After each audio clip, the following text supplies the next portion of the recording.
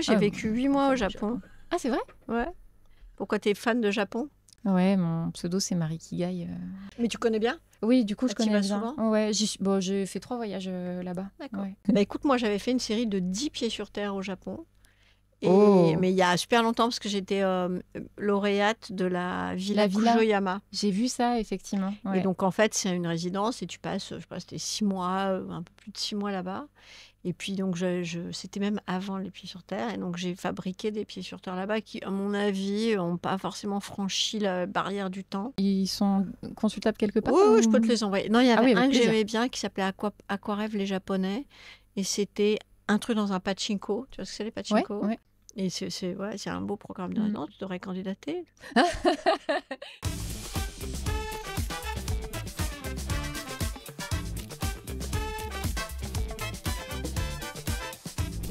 J'ai l'impression que j'ai rencontré ma gourou auditive.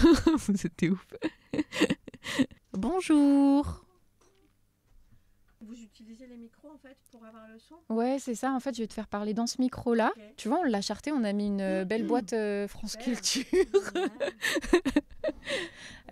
Et tu vois, bah, moi, mon retour, c'est ça. J'ai mon petit logiciel de live. Voilà, j'ai le cadre. Et puis, j'ai le chat ici. Alors, pour pas te déconcentrer, moi, je te déconseille de le lire parce qu'ils sont tout le temps en train de parler, même s'ils disent bonjour Sonia. Ils t'accueillent à grandes eaux. Sonia Kronlund, tu produis et animes depuis 2002 l'émission Les Pieds sur Terre sur France Culture qui se distingue par sa narration de récits de vie sans commentaire. Ajouté. En 2022, on comptait déjà plus de 3300 épisodes. On pourrait estimer en mars 2025 qu'on en a dépassé les 4000. C'est une énorme production. Tu as réalisé plusieurs documentaires, toi, à côté de ton travail au pied sur terre, notamment Nothing Wood en 2017 et plus récemment L'homme aux 1000 visages, qui est aussi l'objet d'un épisode au pied sur terre qui a été réalisé en 2024. C'est rare, je disais, en lançant le live, c'est assez rare qu'on t'ait dans des contextes de prise de parole publique sur ton travail. J'ai fait travailler aussi Valentine sur des recherches pour le live, histoire d'amener quelques informations. Et tes prises de parole, elles sont rares en fait depuis un peu plus de 20 ans sur Les Pieds sur Terre. Est-ce que ça va? T'es pas trop intimidée par le direct? Parce que la radio, c'est un autre exercice aussi. Ouais, un peu, si. Je voulais faire un peu d'éducation aux médias, tu vois, avec la communauté, le chat, leur expliquer comment ça se passe de réaliser des émissions comme Les Pieds sur Terre. Comment ça s'est passé, la mise en place de ce sujet avec Adila? Est-ce que tu peux expliquer comment vous fonctionnez? Ouais, en l'occurrence, c'est un peu particulier le travail qu'on fait avec Adila, parce que ça fait presque 7 ans, quelque chose comme ça, peut-être une dizaine d'années qu'elle propose. Et elle me propose des séries. Et elle fait pratiquement uniquement des séries. Donc, elle produit un peu à part de ce qu'on appelle un peu le flux, c'est-à-dire ce qui est produit quotidiennement. Elle met beaucoup plus de temps. Généralement, elle met quasiment 1 an pour préparer une série de 5. Là, il y aura 2 fois 5 épisodes. À partir du 18 avril, la première saison de 5 épisodes. Et ensuite, probablement à la rentrée de septembre, la deuxième saison. Et donc, avec Adila, encore une fois, c'est un tout petit peu différent de ce qu'on fait un peu au quotidien. C'est-à-dire qu'on est plutôt proche et on parle de ses idées depuis longtemps. Enfin voilà, c'est une chose c'est une conversation qui est continue et ouverte. Oui, qui est assez continue et assez ouverte. Et j'ai vraiment, comme tous et toutes avec qui je travaille, j'ai une grande confiance dans ce qu'elle fait. Donc c'est plus une conversation. J'ai envie de faire ça. Enfin voilà, c'est pas des relations ni de commande, enfin voilà, c'est plutôt, ça se passe plutôt bien. Oui, parce qu'il y a plein de journalistes. Alors, vous appelez ça des producteurs délégués? Ouais, alors à France Culture, on est, ça s'appelle producteur délégué. Okay. En fait, c'est comme ça notre titre, c'est ce qui a marqué sur nos bulletins de paye.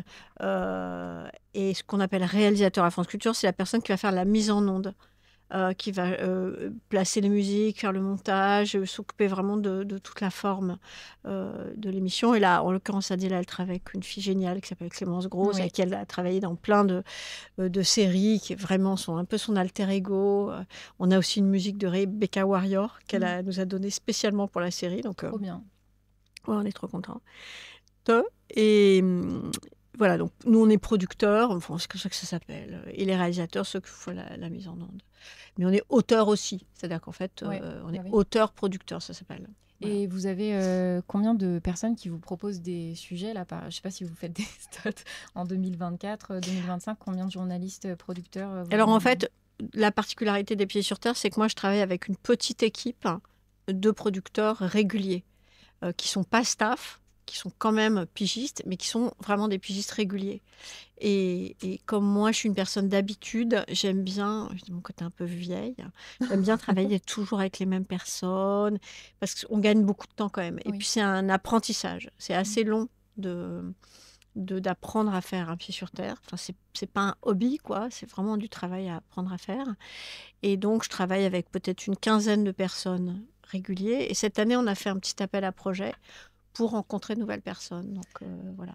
Mais je ne prends pas du tout si on m'écrit des sujets Ouais. et qu'on me les propose ponctuellement. En fait, c'est très, très, très, très rare qu'on les accepte parce que c'est pas comme ça qu'on travaille. On va plutôt chercher des personnes que des sujets. Oui, parce que tu me disais aussi que pour toi, il y a un aspect un peu formation à la méthode des pieds sur terre, et j'imagine que c'est hyper chronophage et énergivore en fait Voilà. de faire ça avec des gens qui changeraient Ouais, pour enfin, chacun des sujets, quoi. Enfin, voilà. Là, on le fait pour 5-6 nouvelles personnes. ouais. Et c'est déjà beaucoup de travail et pour nous et pour les réalisateurs qui vont récupérer des rushs qui ne sont pas forcément hyper pro. Donc, voilà, Ouais. c'est beaucoup de travail.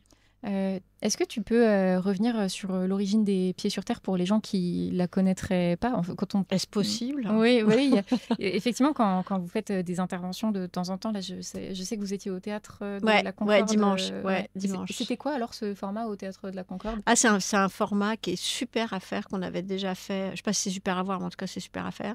On avait déjà fait ça il y a quelques années. On avait appelé ça les pieds sur scène ou les pieds sur terre live.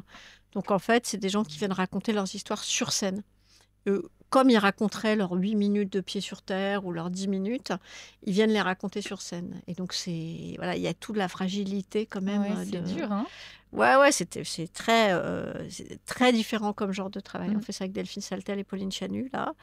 Et voilà, et là, c'était autour du Covid. C'est des gens qui venaient raconter des histoires. Et donc, c'est diffusé en fait aujourd'hui et demain dans les Pieds sur Terre. Ah oui, donc ça c'est à 13h30 là, c'est ça? Ouais. Et demain, mais il y a des super histoires, franchement. Et on a aussi des captations qui seront dispo sur YouTube et qui sont vraiment bien faites en plus. Ok. Et donc, ouais, l'histoire des pieds sur terre, on l'entend parfois quand tu interviens parfois dans ce genre de contexte où on te pose des questions. Est-ce que tu peux raconter dans quel... J'aime bien quand tu parles du contexte politique dans lequel ça s'est créé. Oui, c'est un grand succès des Pieds sur Terre, faire barrage à l'extrême droite. Oui. Et j'aime bien comment tu le dis aussi, parce que... on va en reparler. Non, mais en gros, au fond, c'est une vraie fausse histoire parce que moi, j'ai commencé à France Inter il y a longtemps à faire du reportage, exactement comme les Pieds sur Terre à peu près, sauf qu'il y avait des gens qui faisaient des commentaires qui saucissonnaient ce qu'on disait avec du commentaire. Donc, ça faisait quand même assez longtemps que j'avais envie de faire une forme sans commentaire, soi-disant un peu brute, etc. Et puis, effectivement, en 2002, quand, pour la première fois, le Front National et Jean-Marie Le Pen sont arrivés au deuxième tour des élections, alors là, les directions de la chaîne a dit « Ah, mais qui sont tous ces gens qui sont... » Et là, l'idée d'aller voir les vrais gens, etc., est apparue. Et c'est comme ça que j'ai eu l'opportunité, en fait, de leur dire « Mais oui, bien sûr, regardez, j'ai un projet, on va faire ça. » Voilà, donc c'est quand même un peu... c'est pas né complètement de ça, mais on m'a donné l'émission à cette occasion-là. Et vraiment, la vocation, c'était d'entendre le plus grand nombre possible de personnes anonymes et d'être un peu un écho de ce que pensent les Français dans toute leur diversité. Et au début, on diffusait des gens qui votaient à l'extrême droite en prenant pas des pincettes, mais des tenailles. Maintenant, c'est devenu des propos qui sont complètement banals. Ouais, et que pourtant, tu introduis toujours de façon particulière dans les Moi, épisodes oui, mais qui parlent de ça, quoi. enfin... Bah oui, parce qu'en fait, il y a tellement de banalisation. Ouais. Et alors, Mais c'est vrai qu'on a un peu tout essayé, en fait. C'est-à-dire que vraiment, un des angles morts et en même temps, qui est une des choses qui me préoccupe le plus, moi, comme personne, c'est l'extrême droite. Et depuis 20 ans, avec toute l'équipe, on cherche comment on va faire. Est-ce qu'on va toujours ce truc entre diaboliser, banaliser? Est-ce qu'on va donner la parole? Est-ce qu'on va... qu'est-ce qu'on va aller chercher? Et en fait, on a plein on fait plein de tentatives, mais en réalité, on fait notre mission de service public, mais ça ne sert à rien, hein, qu'on se le dise. Tu penses? Bah, tu as vu les résultats des élections. Tu vois, ça ne sert pas à grand-chose. On fait notre boulot, mais qui est sans doute pas d'influer sur les bulletins de vote. Mais c'est quand même un peu déprimant. Je me pose toujours la question, effectivement, de comment est-ce qu'on peut avoir un impact, nous, quand on fait ce type de travail-là, d'essayer d'ouvrir les écoutilles des gens. Moi, je suis persuadée dans mon travail aussi de créatrice de contenu et même de productrice, c'est ce que j'essaie d'amener le maximum. Je pense que plus on a la possibilité de comprendre ce que les gens vivent, mieux plus ça nous rend tolérants, en fait. Mais je me dis... Les faits sont là quand même. Hein. Ouais. On fait ça, c'est chouette, mais il y a quand même un moment, je ne sais pas exactement jusqu'où vont les auditeurs des Pieds sur Terre, politiquement notamment, pour être clair. Combien il y a de gens qui votent RN qui écoutent aussi les Pieds sur Terre? Je serais curieuse de savoir ça, et je ne le sais pas. Mais après, si on est écouté que par des gens qui sont d'accord avec nous, j'espère que non, hein, mais... voilà. Et puis on essaie aussi de penser un peu contre nous-mêmes. Enfin, c'est vraiment des problématiques qu'on a sans cesse à l'esprit, de ne pas faire les choses les plus évidentes, de se remettre en question, de trouver des nouvelles formes. Enfin, voilà. Mais qu'est-ce qui te drive, pardon, j'utilise un anglicisme, mais qu'est-ce qui te... enfin, pourquoi tu continues à faire ça, du coup, si Il y a plein de raisons. Bah, parce que je pense toujours que j'ai une petite... Enfin, voilà. Ouais. Et puis... Il y avait cet Américain que j'adore, Ira Glass, on lui posait cette question-là et il disait parce que j'ai envie de raconter des bonnes histoires. Il n'était pas là en train d'essayer de changer la face du monde. Donc ça pourrait être aussi une réponse. Oui, des fois, juste ça suffit. C'est pas mal. C'est quoi pour toi la recette d'un épisode réussi des Pieds sur Terre? Est-ce qu'il y a une recette Je ne sais pas si tu as vu, on a fait un épisode spécial en IA. Oui. En intelligence artificielle qui s'appelle Les naufragés du téléphérique. Et en fait, cet épisode, il nous dit qu'est-ce que ce serait la recette. Et il nous dit justement qu'il faut arrêter de faire ce que serait la recette. Ah ouais. Bah oui, puisqu'en fait, il te fait une sorte de caricature de ce qu'on est. Donc, en fait, tu écoutes les naufragés, et c'est la recette. Et c'est justement ce qu'il ne faut plus faire parce que c'est la recette. Oui, effectivement. J'ai vu que Télérama en a fait un article derrière en mode « Oh, l'équipe des Pieds sur Terre a fait, a fait un épisode en IA ». Il est déstabilisant, hein, cet épisode, parce qu'en plus, l'IA ajoute des tics de langage aux témoins, en fait, des « e » qui rendent l'écoute beaucoup plus compliquée que quand c'est des vraies personnes qui parlent. Enfin, il y a effectivement des choses qui sont tellement caricaturées qu'à la fin, c'est un peu difficile à écouter. Mais, et en même temps, moi, j'ai adoré cet exercice-là. C'est de l'expérimentation. Et je pense qu'en plus de 20 ans de production des Pieds sur Terre, vous avez eu envie d'expérimenter des choses très différentes. Non, c'était super. On a fait ça avec la direction du numérique de Radio France. Ouais. Et c'était marrant à faire. Mais en plus, vous êtes arrivé à une époque, vous avez connu beaucoup de choses, et notamment l'arrivée des réseaux sociaux. J'ai oublié. T'as oublié de faire les réseaux sociaux? Non, j'ai l'impression que ça a toujours été là, tu vois. Je suis pas quelqu'un qui m'intéresse tellement au passé, en fait. C'est plutôt l'avenir qui m'intéresse. Ok.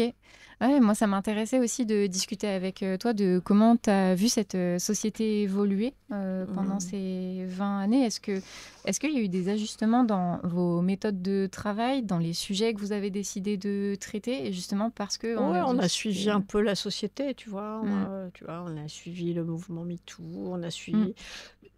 par exemple, dans les gros changements, mais comme toute la presse, on fait beaucoup plus de trigger warning maintenant. Ouais. Et moi, je suis OK avec ça, tu vois, c'est pas un problème. On le faisait beaucoup moins, on disait, on va laisser la surprise et tout ça. Et maintenant, les gens nous écrivent pour nous dire, non, s'il y a des violences, des VSS, etc., il faut le dire avant. Alors, voilà, si ça peut blesser les gens, on le fait. Voilà, c'est un tout petit peu là-dessus, dans la forme qu'on a changé. Puis après, on a évolué comme les gens, enfin, comme tout le monde, quoi. Oui. Et puis, tu travailles avec des journalistes aussi, j'imagine, qui se renouvellent, qui vivent dans... Ouais, je travaille avec beaucoup des jeunes filles surtout, enfin beaucoup de jeunes, et du coup ça me permet de pas être complètement ringarde. C'est genré, l'envie de raconter des histoires de gens anonymes? Moi, c'est genré. J'ai plus de facilité à travailler avec les femmes. De manière générale, ça me repose. L'ego viril est une chose qui me fatigue. Plus ça va, plus ça me fatigue. Donc voilà. Ok, C'est vrai que j'ai plus. Mais bon, ça dépend. Il y a des gars super avec qui je travaille. Oui, bien sûr. Oui, moi, j'aime bien les marottes de Timothée de Roglaudre, par exemple, qui fait beaucoup d'épisodes sur la religion, notamment. Bah Moi, oui, ça me oui. donne toujours un petit aperçu de ce qui se passe, parce que c'est un sujet que je connais pas du tout. Bah lui, il connaît bien. Hein. C'est même sa spécialité. Oui, c'est sa spécialité. Il faut le suivre sur X aussi, ou Blue Sky peut-être aujourd'hui. Il en raconte beaucoup de choses aussi sur ses réseaux. Je crois que tu avais raconté à un moment que Les Pieds sur Terre ne devait pas s'appeler Les Pieds sur Terre à la base. Ouais, moi j'aime pas tellement ce titre Ouais. parce qu'en fait c'était un titre à l'époque qui avait été c'est une espèce de valeur de la France d'en bas. Il y avait un premier ministre qui s'appelait Raffarin. Alors il était là vraiment, moi j'ai les pieds sur terre, le terroir, le machin, un truc un peu comme ça, très français. Et moi je voulais appeler ça la vie moderne. Bon, voilà. Puis j'aime pas les pieds, je trouve que c'est pas la partie du corps que je trouve la plus je sais pas une partie du corps que j'adore, les pieds ici. T'aimes bien les pieds? Non, pas particulièrement. Enfin, je sais pas, tu vois, ils sont tout compressés, souvent un peu rougeaux dans leurs chaussures. Enfin, Ouais. bon. Je sais pas si tu sais, mais il y a sur Internet un site qui s'appelle Wikifit. Non, T'as déjà entendu non, c'est quoi Wikifit? C'est pour les gens qui ont un kink sur les pieds. Ah oui, bah oui, on en a fait un pied sur les pieds déjà. Ah oui, bah voilà, on a c'est fait un ça. pied sur terre, sur Ouais. les pieds, avec Ouais. des gens, des fétichistes des pieds. Oui, tout bah ça. là, c'est sûr que les pieds sur terre, les pieds. Est-ce que tu penses que c'est plus dur de produire les pieds sur terre aujourd'hui par rapport à avant? Est-ce qu'il y a des difficultés nouvelles qui se présentent Non, pas vraiment. Ok. Enfin, la difficulté, c'est de retenir. Si le truc qui est difficile, c'est de retenir dans mon équipe les gens très talentueux. Ouais. Et d'une part, et de faire venir les gens à la radio pour avoir un peu de vie d'équipe. Parce qu'après le confinement, etc., la moitié, enfin je dirais même les 3/4 de l'équipe des producteurs vivent en dehors de Paris. Voilà, et qui sont tous partis en fait, vraiment petit à petit, même avant le confinement, mais vraiment ils sont tous partis. Donc ça, c'est une chose.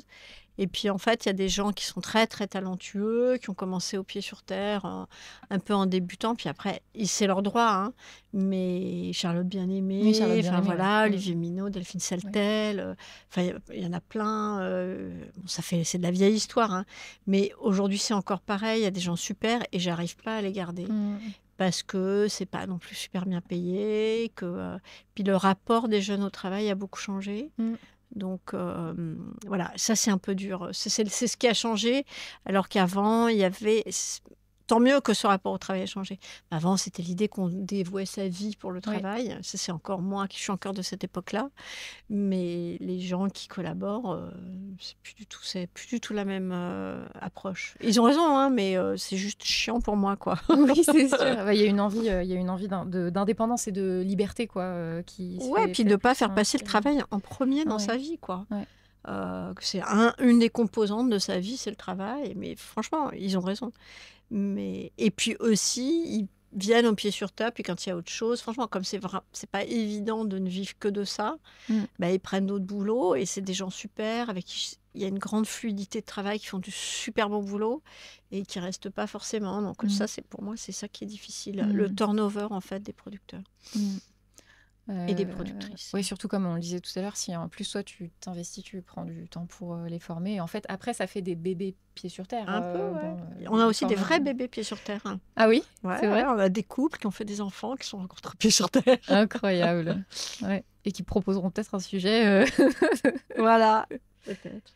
Est-ce que l'arrivée justement du numérique, ça a créé des nouvelles pratiques, notamment des auditeurs et des auditrices? Moi, je me disais, vous avez peut-être plus de retours des auditeurs et des auditrices avec les réseaux sociaux qu'à l'époque où il fallait écrire des lettres à Radio France, si jamais... Non, mais surtout, si tu veux, là, par contre, le vrai changement fondamentalement bouleversifiant, radical, c'est que moi, j'ai commencé, il n'y avait pas de podcast.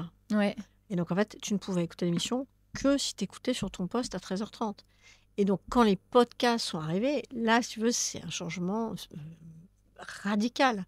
Et donc, les auditeurs ont été multipliés par 10. Enfin, il y a des gens qui ne savent pas que les Pieds sur Terre sont diffusés à la radio. Ils ne savent même pas ce que c'est. Tu vois, ils ont « Ah bon, votre podcast, il est diffusé à la radio ?» Tu vois, ils ne savent pas.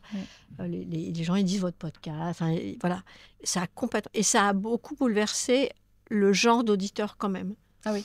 Ouais, le truc, je répète souvent, ce qui était vrai, c'est qu'avant, les mères disaient à leurs filles d'écouter, et maintenant, c'est les filles qui disent à leur mère, tu devrais écouter ce podcast. Donc ça a vraiment... Et nous, on a aussi changé un peu notre écriture.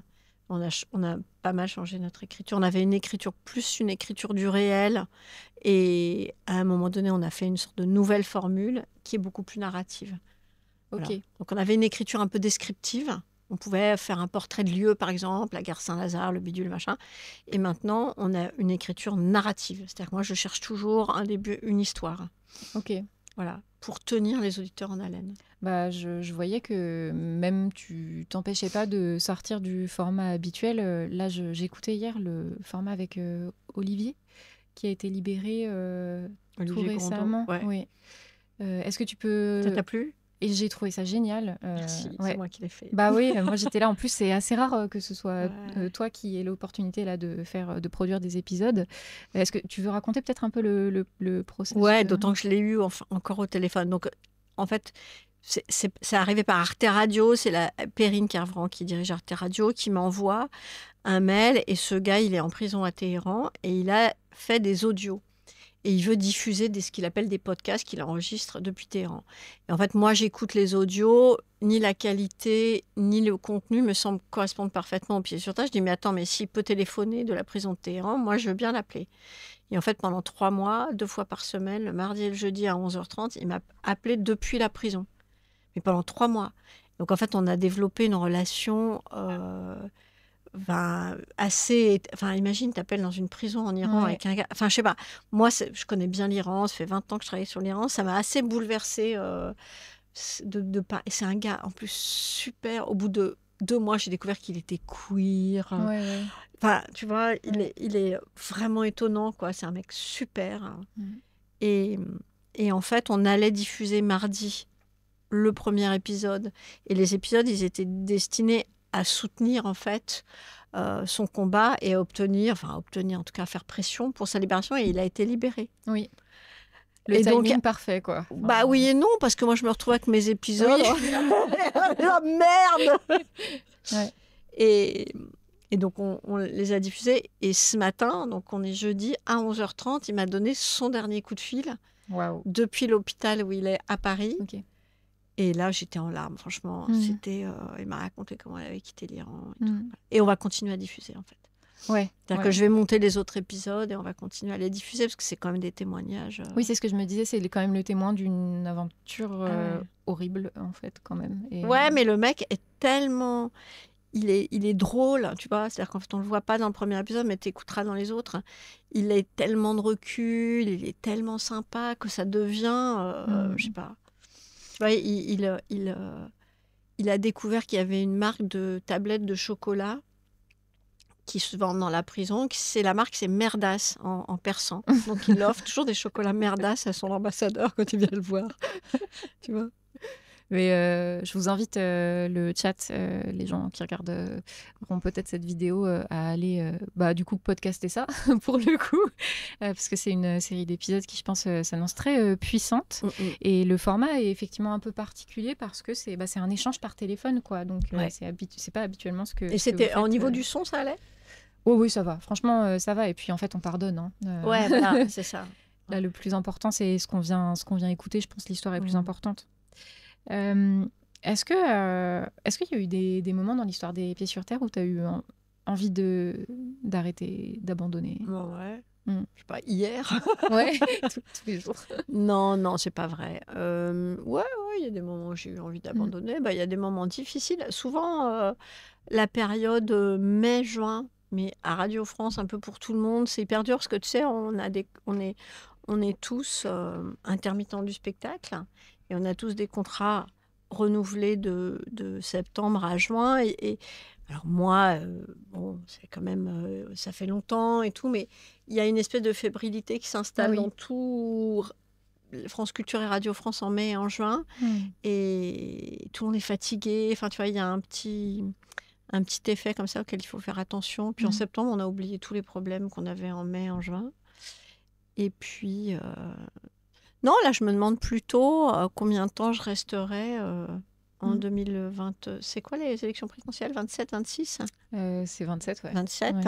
Combien de temps je resterai au pied sur terre en 2027 si on a l'extrême droite au second tour? Enfin, qu'est-ce que je vais faire? C'est plutôt ça que je me demande.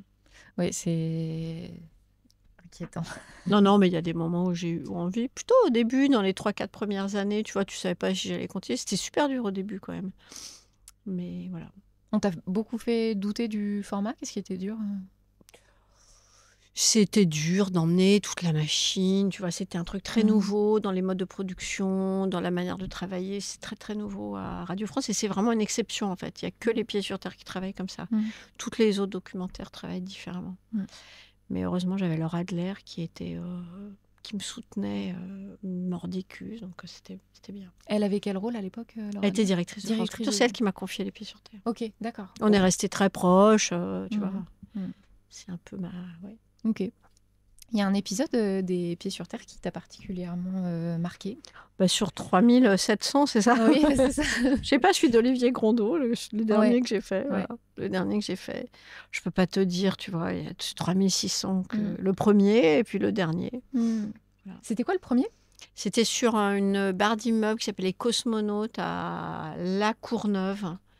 Et c'était sur une histoire d'ascenseur cassé. Ah oui. Et c'était l'histoire de Madame Lopez, je crois. Et puis voilà, il y avait une tour de 22 étages et l'ascenseur était cassé. Ouais, ok. Donc voilà, c'était sur les Cosmonautes qui a été détruite depuis. Ok. Ça a été détruit, mais les problématiques n'ont pas changé. On les entend encore aujourd'hui, je pense. Ouais, les ascenseurs. Est-ce que tu as en tête un épisode qui serait jamais sorti? Ouais, je peux te dire, c'est un exemple que je prends un peu souvent, mais qui est assez intéressant. Enfin, qui est assez intéressant. Je me souviens très bien qu'on m'avait proposé un... Enfin, c'est marrant parce que c'est au moins il y a 10-12 ans. Et aujourd'hui, je crois que ça me traverserait même pas l'idée d'accepter. En fait, c'était un groupe de parole. J'ose même pas te le dire, en fait. Je sais pas pourquoi j'ai accepté ça. C'était un truc qui s'appelle l'Ange Bleu. Et c'était un groupe de parole thérapeutique, qu'on soit bien d'accord, à destination des pédophiles. Ok. Et donc, en fait, les mecs, ils venaient partager leur expérience et c'était thérapeutique. Sauf que t'écoutais. Bon, moi, j'ai dû valider ça sans réfléchir trop. Et quand j'ai écouté le truc, en fait, tu sentais que les mecs, juste le fait de raconter leur expérience, c'était une espèce d'excitation, c'était atroce, et évidemment. Et je me souviens, j'étais vachement en conflit avec la meuf qui comprenait même pas pourquoi on n'allait pas le diffuser. Et c'était juste, j'ai écouté 10 minutes, je dis jamais on va diffuser ça. Voilà, mais tu vois, il y a 12 ans, je dis quoi, quel problème? T'en auras sans doute d'autres des comme ça. Non, maintenant on est beaucoup plus. Enfin, tu vois, l'époque elle a changé, je suis beaucoup plus vigilante, beaucoup sur tout. Je suis très, tu vois, mais c'est bien. Enfin, je veux dire, c'est un progrès c'est un grand progrès social, c'est-à-dire d'être plus vigilant, de faire plus attention à ce qu'on dit, de faire attention de ne pas blesser les gens, etc. Enfin, tu vois, les minorités, enfin, tu vois, les gens, d'être très. Moi, je trouve ça super de faire attention à ne pas blesser les gens, à ce qu'on dit. Ouais. Je trouve ça très bien. T'as des sujets no-go de principe, genre c'est mort, ça? Ouais, si j'ai des sujets no-go, mais je ne vais pas te le dire. D'accord. Parce que c'est des sujets no-go, donc je ne vais pas t'expliquer pourquoi j'ai des sujets no-go. Et au contraire, on en a très peu. Mais on a zéro censure. C'est-à-dire, j'ai jamais eu aucune pression, mais j'ai un peu d'autocensure. Ouais, mais pas... Et au contraire, est-ce qu'il y a des sujets qui t'enthousiasment particulièrement? Je sais, du coup, autour de l'Iran, l'Afghanistan. L'Afghanistan, puis j'aime bien l'histoire d'imposteurs. On prépare une nouvelle série sur les imposteurs. Ok. Et donc, j'aime bien l'histoire d'imposteurs, mais enfin, tu vois, en fait, il n'y a pas vraiment de sujet. Ça dépend du talent de la personne qui les traite. Tu sais pourquoi t'aimes bien les histoires d'imposteurs? Non, justement, une fois que j'aurais fait ma 50e histoire d'imposteur, peut-être que j'aurais compris. Peut-être que j'ai un petit syndrome de l'imposteur aussi moi-même, tu vois.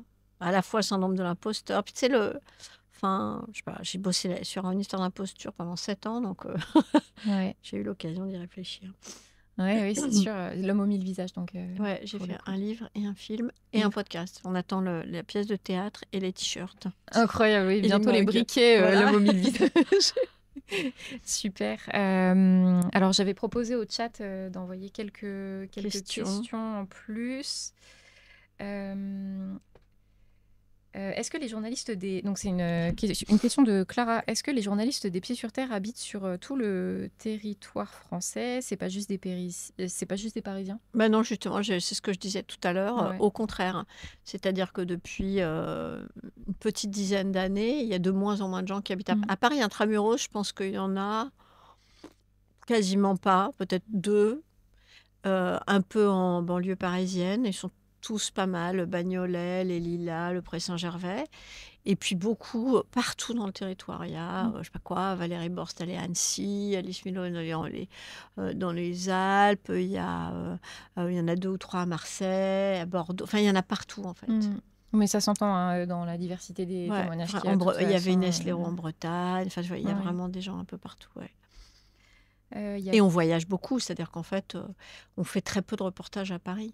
Ouais. L'essentiel des personnes qu'on enregistre, c'est en dehors de Paris. Trop intéressant. Je pense que c'est effectivement nécessaire si tu veux avoir de la diversité de paroles. Ouais. Puis ça prend le contre-pied de plein de médias, du coup. Souvent, on est dans la face. En fait, le milieu médiatique actuel, et notamment les économies qui doivent être faites et la rapidité des sujets qui doivent être réalisés, empêchent de faire ce travail d'enquête et de diversité des témoignages qui permet d'aller un peu partout. En général, ils vont faire les sorties d'école dans le 15e arrondissement, quoi. Comment vous trouvez... Donc, il y a Cadlo qui demande comment vous trouvez les histoires et les gens. Donc, c'est plutôt les journalistes. Ça dépend, en fait. Franchement, il n'y a pas de règle pour trouver les sujets. C'est la question qu'on me pose le plus fréquemment. Ça dépend. Il y a pas de règle. Il y a des sujets qu'on trouve, il y a des sujets qu'on cherche, il y a des sujets qu'on nous propose, il y a des sujets qu'on trouve dans la presse, il y a des sujets qui nous ont été racontés par des copains, il y a des sujets qu'on va chercher. On va chercher une histoire de, je sais pas quoi, de séparation, par exemple. En ce moment, tiens, si vous avez des bonnes histoires, on cherche des bonnes histoires de séparation, qui sont comment les gens se sont séparés, des trucs soit un peu durs, soit un peu drôles, soit un peu... On a fait une qui s'appelait La vengeance au jus de crevette, qui était pas mal, où un couple se séparait, la fille n'était pas contente, alors elle cousait des têtes de crevettes sur les rideaux du gars. C'était vraiment super. Donc voilà, on cherche des histoires de séparation. Donc, parfois on fait comme ça, on cherche. Ouais. Et parfois, souvent on voit un article dans un journal, ou bien il n'y a pas de règles. Ouais, je pense que c'est parmi mes sujets préférés, les histoires d'amour, de séparation, où il y a un petit peu de drame. Et vous avez écouté les sujets de Monica aussi, Sabolo. Ça s'appelle L'amour sonne toujours 2 fois. C'est une série de Monica Sabolo. On a diffusé déjà 4 épisodes. Ouais. Et qui sont super. C'est des histoires d'amour, de gens qui se retrouvent après avoir eu une histoire quand ils étaient ados. Ah, trop bien. Ouais, je pense qu'on se le fera peut-être en live à un moment. Très bon sujet, ça c'est clair. Ah oui, ça c'est une question que j'allais te poser aussi. C'est Bakmuk qui demande ça. Est-ce que l'émission évolue en fonction de l'actualité ou de la réception du public ? C'est une bonne question, mais l'actualité, c'est vrai que quand on fait des sujets qui sont proches de l'actualité, ça marche super bien. Ouais. Mais comme on a des temps de production un peu longs quand même, c'est-à-dire que c'est 1 semaine de montage par Pied sur Terre, on est toujours un peu en rade de l'actualité qui a déjà changé. Et puis, est-ce qu'on change en fonction de la réception du public ? C'est une bonne question aussi.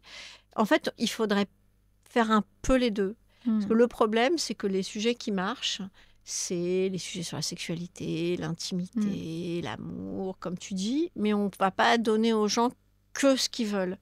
Parce qu'il y a aussi des choses un peu plus difficiles, ou un peu plus politiques, ou un peu plus sociales, qui marchent moins bien, mais qui sont importantes de faire. Donc, on fait un peu les deux. Par exemple, dans une semaine, on aura fait 2-3 sujets un peu raides, un peu sociaux ou un peu politiques. Hop, on va glisser une petite histoire d'amour, tout le monde va être content et ça va nous faire... voilà, donc on fait un peu les deux. Ouais, mais on essaie de ne pas être complètement dans uniquement la demande. C'est-à-dire, sinon, on ferait de la sexualité, enfin, dans ce qui marche le mieux, quoi.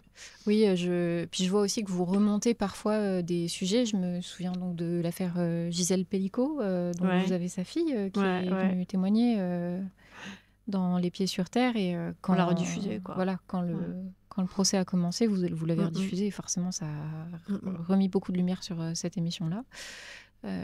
c'est intéressant parce que ça vous permet de faire du froid, en fait, de venir analyser aussi à rebours un peu de l'actualité, parfois, des situations. Et puis, vous êtes un peu précurseur aussi parce que cette histoire, elle a été très médiatisée au moment où le procès s'est déclenché, mais auparavant, c'était plus compliqué de la faire exister médiatiquement. Ouais. C'est vrai que je me souviens quand on m'a proposé ça, je fais oui, bon.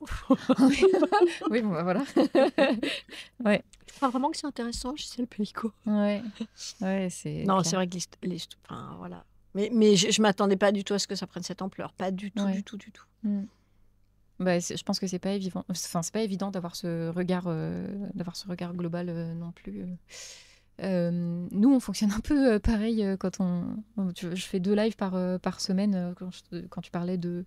Parfois, on essaie d'équilibrer au niveau des sujets. Je sais qu'il y a des moments où où je regarde des vidéos qui sont un peu plus difficiles sur des sujets plus difficiles parce que les gens n'ont pas envie de les regarder ou de les écouter tout seuls parce que c'est trop dur. Et du coup, le fait de le faire ensemble, ça permet de finir avec des émotions parfois un peu plus positives que quand on est tout seul, quoi. Mais ça trouve... c'est parfois plus compliqué quand on en enchaîne plusieurs difficiles, quoi. Vous avez quels échos de vos auditeurs qui vous écrit comment, nous demande Gwinaman. Moi, j'aime bien son nom, là, Gwinaman. Oui. Bonne blague. J'adore son pseudo. On a des échos des auditeurs, on reçoit des mails, on reçoit des commentaires sur les réseaux sociaux. Ça dépend un peu. En fait, par exemple, il y a des... Ça dépend, en fait, ça dépend. Mais voilà, en général, on sait à peu près si les histoires marchent ou pas, sauf par exemple les histoires d'amour, comme celle de Monica Sabolo, qui n'appellent pas vraiment de commentaires. Hein. Donc, alors que l'émission sur l'intelligence artificielle, j'ai jamais eu autant de commentaires, je c'est pense. vrai. Ah bah, c'est quand même assez hallucinant parce que c'est la seule émission qu'on n'a pas faite nous-mêmes et c'est celle qui a eu j'ai été à C'est à vous 2 fois sur le journal d'Inter. Enfin, voilà, l'écho médiatique et de commentaires de cette émission a été sans précédent, alors que c'est la seule qu'on n'a pas faite, ce qui peut être aussi légèrement déprimant. Oui, c'est clair. Oui, après, c'est un sujet qui est très commenté, là, l'utilisation de l'intelligence artificielle, et aussi parce que je crois que tu l'évoques dans l'introduction, mais il y a aussi une crainte du remplacement de certains métiers créatifs. Alors, pas des nôtres. Hein, voilà, on le voit en écoutant. C'est vrai qu'en écoutant l'épisode, on se rend bien compte que vous avez quand même une belle marge par rapport à ça. Ils n'y sont pas encore, hein, les robots. Allez, répondez à ça, ChatGPT. Est-ce qu'il y a un sujet, donc c'est Backmuck qui demande, est-ce qu'il y a un sujet ou un type de témoignage que vous aimeriez encore explorer mais qui reste difficile ou sensible à aborder? Il y en a bien sûrement, mais qu'est-ce que c'est? Je sais pas. Je saurais pas dire quoi. Bah si, par exemple, il y a le truc le plus difficile à faire, c'est les riches. Ah, oh, c'est mes préférés en plus. Ouais, mais c'est ce qu'il y a de plus dur à faire parce que la vie compliquée des gens riches, ils n'ont pas très envie d'en parler parce que le rapport des gens à l'argent, il est toujours pas du tout décomplexé. Donc les gens très riches, ils vont et puis ils ont le contrôle absolu de tout ce qu'ils font, de tout ce qu'ils disent et tout. Et donc c'est très difficile en fait de faire des portraits, des histoires, des choses comme ça sur les gens riches. Voilà. Mais très bon sujet à chaque fois. On s'amuse beaucoup en les écoutant, ceux-là. Il parle votre, je sais pas quoi, streamer ou auditeur de la millionnaire belge. Elle était hyper bien, cette millionnaire belge. Ça s'appelait Avec 20 000 euros par mois, je m'en sors à peine. Et mais ces enfants, ils nous ont fait enlever l'émission. On peut plus la réécouter, en fait. Ah oui. Oui, j'allais te poser la question de est-ce que ça donne lieu à des là, ça a été censures un a posteriori. Peu compliqué, un petit peu, y a Silane qui demande, ce sont quoi les œuvres, les documentaires qui nourrissent ton esprit et qui t'inspirent? Alors, moi, j'écoute toutes les semaines et presque tous les jours This American Life de Ira Glass. Je me suis abonnée à leur formule bonus qui s'appelle Life Partner. Lui-même, Ira Glass, est mon idole dans la vie et mon modèle masculin.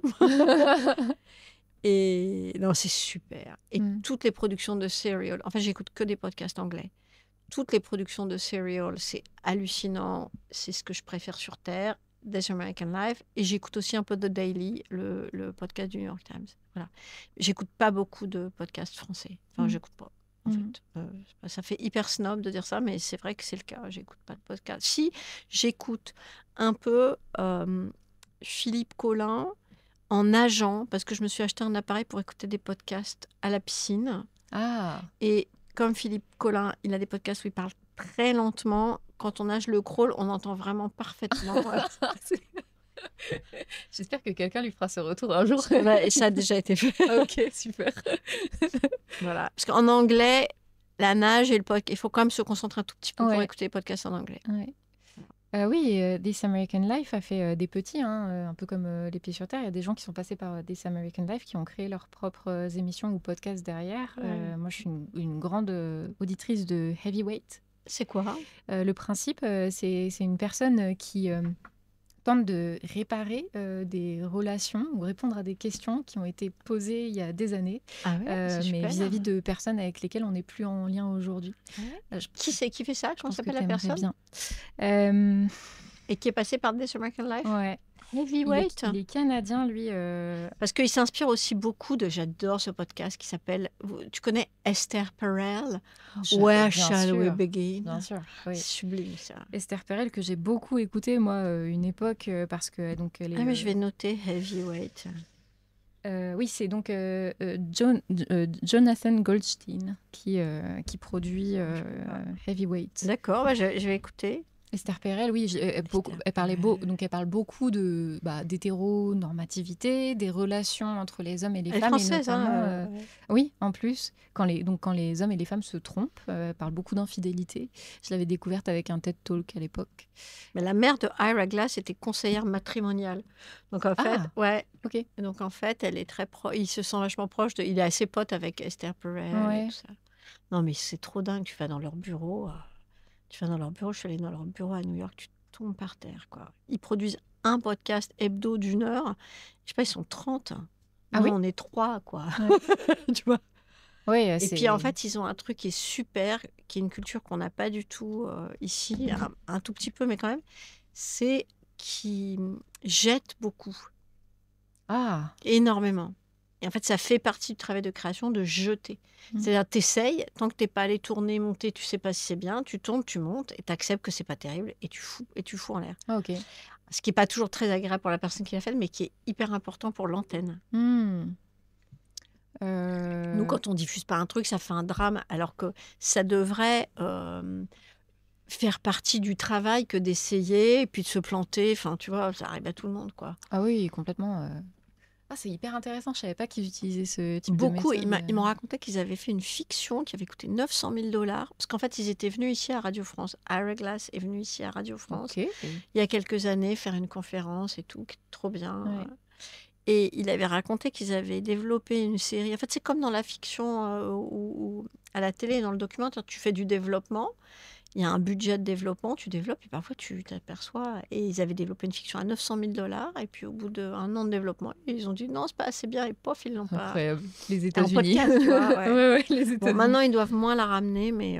Mais la bulle podcast, elle est différente aux États-Unis, le modèle économique. Non, et il est comme nous, il est Ah en ouais. train de s'effondrer. Tu Ouais. vois, par exemple, This American Life, ils ont demandé, depuis, je sais pas, 5 mois, ils demandent des souscriptions. Tu vois, ils demandent des dons. Ok. Tu vois, qui est une révolution. Mm. Donc, en fait, si tu files, je sais pas quoi, 10 balles par mois, tu deviens live partner, mais ils ont besoin de soutien. Mm. Alors que moi, quand je l'avais rencontré, il y a même pas 1 an et demi, il refusait de l'argent. Ah oui. Ouais, on lui proposait de l'argent et il en refusait. Maintenant. C'est Trump qui a tout. Non, je pense que c'est un petit peu avant, mais je sais pas exactement ce qui leur est arrivé. Je sais pas. Tu penses qu'eux aussi sont en danger par rapport à Trump et la Bah, politique t'as pas vu les américaine? sorties de Trump sur NPR hier? Non, j'ai pas vu. Non. Bah, je sais pas, c'est PBS et NPR. Il y a eu des auditions au Sénat où ils étaient accusés. La chef de NPR et la chef de PBS ont dû venir, je sais pas quoi, si c'est au Sénat ou ailleurs, répondre de leur impartialité. Enfin, Ah ouais. ouais, ils sont vraiment très violemment accusés. Ok.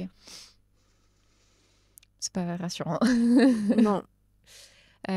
Ok, trop intéressant. Merci Sonia. Est-ce que je regarde s'il y avait d'autres questions? Hop, je suis sur mon appli de podcast du coup. Je me suis lassée de leur méthode de narration très lourde et répétitive. Bon, bah ouais. Attends, c'est pas nous qui avons des méthodes de. Ah non, c'est Heavyweight, je crois, non? Ah, d'accord. Ah non, j'ai commencé à écouter des podcasts américains en 2010, je crois. Ah, J'adorais ça, d'accord. mais maintenant je fatigue de leur technique de narration. Ah oui, moi Ouais. j'avais une question d'ailleurs par rapport à ça. Si tu voulais donner des conseils à des personnes qui souhaitent faire des formats pour raconter des histoires, Mhm. quel qu'est-ce que tu leur dirais en premier? Comment est-ce qu'on raconte des bonnes histoires? Parce qu'on parle beaucoup du storytelling à l'américaine, enfin, tellement que les gens parlent de storytelling et pas du fait de raconter des histoires. Qu'est-ce qui fait Qu'est-ce qui fait une bonne une histoire? bonne Faut que ce soit étonnant. Il Oui. faut que ce soit un peu étonnant. En fait, souvent, je raconte mes producteurs, quand ils me proposent des sujets, il faut que ce soit un truc que tu rentres chez toi et que tu racontes à table ou tu vas dans un dîner et tu racontes à tes potes. C'est-à-dire que c'est tellement dingue que, tu vois, moi, Olivier Grandeau, tous mes copains, je leur en parle, quoi. Parce que je suis complètement excitée, j'ai l'impression d'avoir vécu un truc de fou, ce type est génial, et puis ça concerne tout le monde, en fait. Donc ça, c'est un bon sujet. Raconter une histoire, je ne peux pas te donner un conseil comme ça, mais il faut qu'il y ait un début, un milieu et surtout une fin, en fait. Si tu n'as pas de fin, tu n'as pas d'histoire. Et si la fin est étonnante et des rebondissements, tu vois, qu'il se passe quelque chose, tu vois, faut surtout pas faire des portraits, des bidules comme ça. C'est vraiment un début, un milieu, une fin, et c'est quoi la fin? Souvent, on me propose des histoires, il n'y a pas de fin. Je dis, c'est quoi la fin? Voilà. Je trouve ces conseils hyper intéressants. Merci, y a Zupod qui demande comment on fait pour ne pas toujours penser au travail quand tout peut être ou ne pas être un sujet. C'est bien de penser tout le temps au travail. Zupod, on a dit qu'il n'y avait pas de problème avec ça. Mais c'est-à-dire que c'est vrai que la frontière entre la vie et le travail, dans mon cas, elle est quand même relativement ténue. Tu vois, un pote va me raconter ce qui lui est arrivé, ça va me faire tout de suite penser à faire une émission là-dessus. Mais en même temps, notre travail, il est nourri de notre vie. Par exemple, les productrices avec qui je bosse, il arrive toujours un moment où elle m'envoie un grand mail en me disant je voulais te proposer des sujets. Alors, la PMI, les nounous pour bébé, tu vois, elles viennent d'avoir un enfant. Oui, voilà. Donc, tout d'un coup, elles veulent absolument faire des sujets sur la petite enfance. Oui.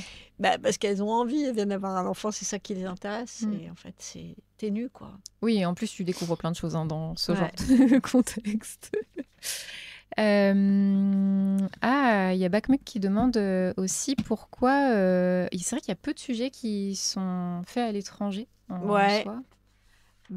Avant, on en faisait pas mal avant. C'est très difficile à faire parce que écouter un sujet en traduction, il faut vraiment que ce soit très fort. Et globalement, tu vois, ça rejoint la question d'avant, ça n'intéresse personne. C'est-à-dire qu'en fait, quand on le fait, il faut qu'on soit les meilleurs de la Terre. Il faut qu'on ait moyen de ouf. Et c'est super dur de le faire de manière à ce que ça intéresse les gens. Donc petit à petit, on a un peu arrêté. J'adore ta bague. Celle-ci ? Ouais. Elle vient du Japon. Ah merde. Ouais, je peux pas te la recommander. Celle-là, j'ai trouvé dans une petite boutique. C'était la seule. Elle était comme ça. Elle est vraiment super. J'avais une question aussi. Je me demandais si c'était une fake news. Sur ta page Wikipédia, il y a marqué que tu as plusieurs sujets d'intérêt, notamment donc l'Iran, l'Afghanistan et le Japon. Ouais. C'est vrai ou pas ? Pourquoi ça t'intéresse, le Japon ? Ouais, j'ai vécu 8 mois au Japon. Ah, c'est vrai ? Ouais. Pourquoi tu es fan de Japon ? Ouais, mon pseudo, c'est Marie Kigai. Mais oui. Et pourquoi tu es fan de Japon ? Non, en fait, je trouve la culture japonaise assez intéressante. Je ne rêve pas d'y vivre parce que je la trouve aussi très contraignante. Mais tu connais bien ? Oui, du coup, je connais bien. Souvent ? Ouais, j'ai fait 3 voyages là-bas. D'accord. Ouais. Dont 3 semaines là en décembre dernier. C'est pour ça que je n'étais pas disponible en décembre. Écoute, moi, j'avais fait une série de 10 pieds sur terre au Japon. Mais il y a super longtemps, parce que j'étais lauréate de la Villa Kujoyama. J'ai vu ça, effectivement. Ouais. Et donc, en fait, c'est une résidence et tu passes, je sais pas, c'était 6 mois, un peu plus de 6 mois là-bas. Et puis, donc, c'était même avant les pieds sur terre. Et donc, j'ai fabriqué des pieds sur terre là-bas qui, à mon avis, n'ont pas forcément franchi la barrière du temps. Donc, on ne va pas les rediffuser. Mais... Ils sont consultables quelque part ? Oui, je peux te les envoyer. Non, il y avait un que j'aimais bien qui s'appelait Aquarêve les Japonais. Et c'était un truc dans un pachinko. Tu vois ce que c'est, les pachinko ? Ouais. Un pachinko et... c'est les grandes salles de jeux de Paris, en fait. Enfin, voilà. Puis un truc avec... j'avais fait aussi un épisode entier avec ce photographe qui photographie les filles Araki. Ok. Araki, ça, tu vois que c'est Araki ? Non. Désolée. Non. Immense photographe japonais. C'est le photographe japonais le plus connu. Okay. Tu sais, il est connu pour photographier...